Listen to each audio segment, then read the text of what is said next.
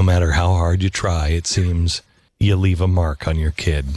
Hannah, my second oldest, who is now pregnant with my first grandchild, was driving home with me the other day. And she started talking about Prince Eric, and it took me a while to remember who Prince Eric was. And she said, man, Dad, you know, that was way too soon when you told me about Prince Eric.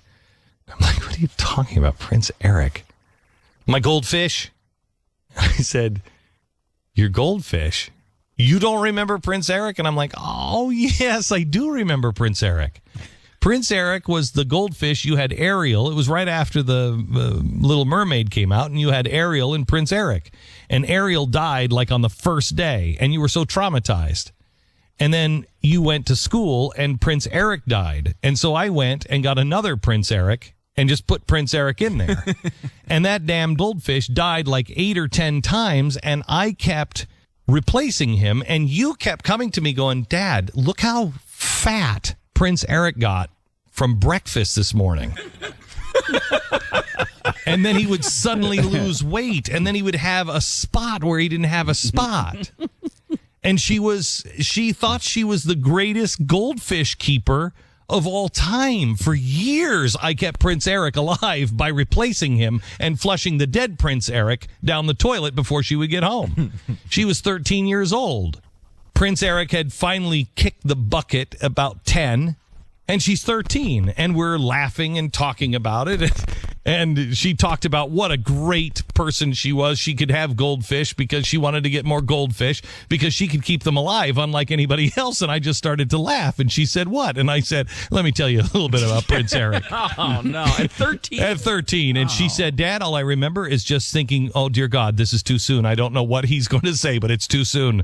And I'm like, you were 13. You can get over the damn goldfish that I replaced. That was a good story. That was a funny story. She said, yes, we did laugh a lot. But then I did go into my room and I cried for all of the dead Prince Erics. Oh, my God, that's crushing. There must have been 30 of them by then. Oh, there were so many dead Prince Erics. But it had been 3 years and she was 13 years old. It's time to get over She's it. 13. You were still replacing Prince Erics at 10. Well, at 10, yes. But that was too long. The whole point of this is that you're a terrible father, right? That's where you end this. Sometimes you're not just the best father. Sometimes you try to do the right thing because you're trying to protect your kids. And for some reason or another, it doesn't work out so well. Some reason or another, when you tell them at 13 years old that you've been... Jeffy, come on. You got to know.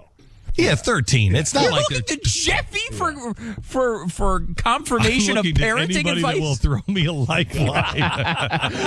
Mr. Manson, please. I mean, come on, Dahmer, you're with me, right? This is not the word. Do you think that's wrong? 13 in with those guys? No, I think by 13 she should 13. know the truth. Yeah. It's time you can learn about Prince Eric and Ariel. Yeah. Obviously not. You said she cried for all the dead prince. Was that your goal, to have her go into her room and cry for 20 she didn't dead tell me that fish? She was crying. I would have gone in and said something comforting like, get over it. It's a damn dead fish. No, it was 20 dead fishes. And I would say that if you're saying she went into her room and cried over a couple dozen dead fish, then I would say it probably wasn't the right time to tell her. The time is like now. Well, she would laugh about it. You know what? It's like the problem is it's just chicks. Girls are just harder, I thought, until I had a son. And now I have a son who, I'm begging not to pull the wings off of, mosquito. Yes, I know mosquitoes are bad. Let's not pull the wings off of them. Pulling the wings off of insects and that kind he's of thing. like, Dad, I'm just going to crush him anyway. Well, then crush him. Don't there's no reason to. What if you had wings and I pull the wings? And he's like, it doesn't hurt. They just come right off. And I'm like, they can't say ouch. You can't hear them. Doesn't hurt. They just come right off. It's just so in your arms into a 900-foot guy. You just don't. No. It's just a really. Were you able to reach him on this point? Yes, I am. Yes, I am. So and he felt, as soon as I said it, he felt really bad. And he was like, so you made him cry too? I made him cry. And then I walk in and I'm like, I can't win, man. I'm having the exact opposite problem with my son right now because he's putting wings onto mosquitoes? Almost. Almost.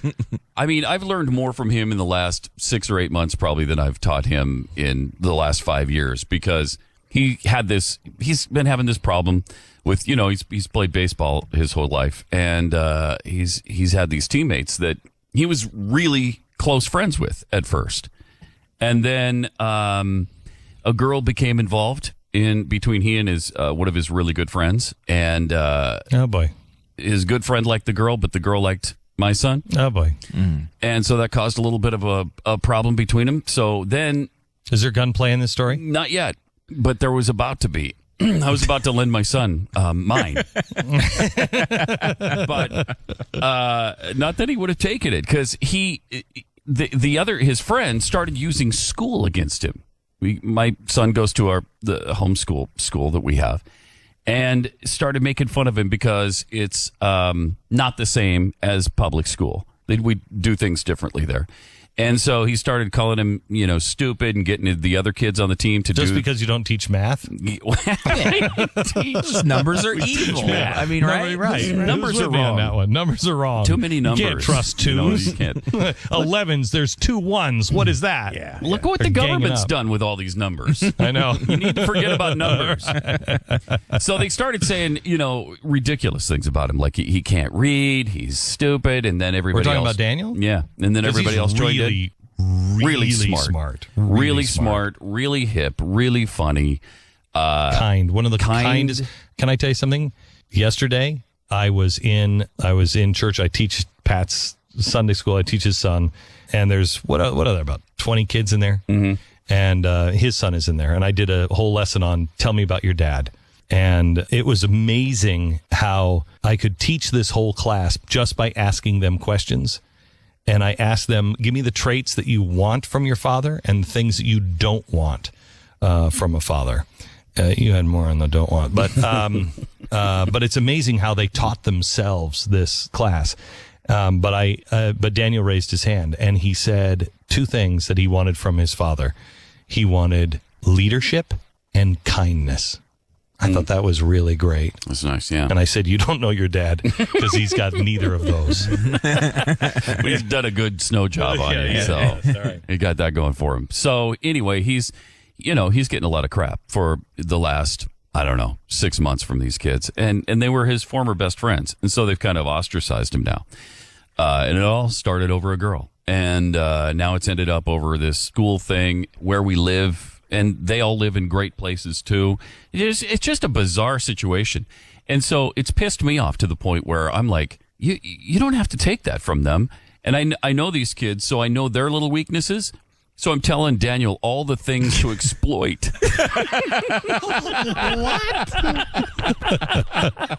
So I'm going through each of the individual kids and saying, should say this to him about that, and then get the other kids against him on this. I'm taking it that Jackie is nowhere to be found. I mean, it is so bad. She and is nowhere to be found. She was right? nowhere around during this discussion. You are so dead. Does she know this? This is just me and Daniel in the car on the ride home. You are as so we're talking dead. about the deal, and I was so pissed. And it's so much worse if it's your kids than it's you. I know. I can take it for me, but I can't take it from him and with him. So what did he say? So he laughed as I went through all of the weaknesses of all of his friends, and he's like, "Dad, I could do that, but I'm not going to. I'm not going to stoop to their level. I would become them if I did that." And then the shame that washed over me. Did you as say, my son taught me that lesson? Did you say? Did you try to pull it off and just say, "Good buddy, good buddy"? As a test. As a test. Just tested As you. a test. Just Good for tested you. you. Or did you go? No, I did it Holy cow! Am I a dirt bag? I really did. I said, confessed? Yeah, I did. Yeah, I did. I was honest with him. You know, 'cause he one knew. of the most interesting times in my life was when I was about 40 years old, and my father told me, he said, "You have passed me as a man." And he said that is the goal of every father, that their son will pass them as a man. And he said, "You passed me as a man earlier than I passed my father." And I said to my kids, I told my kids that story, and I said, "Your goal should be pass me as a man before you're 40, pass sooner." Who would have known? How old's 15. Daniel? 15. Who would have known? It would have happened at 15. 15. That's Yeah, kind of sad. That was a pretty low bar there for the Pat Gray family. Their kids are going to have to be speedsters, though, aren't they? Their kids are like in the crib. Bah! Here is.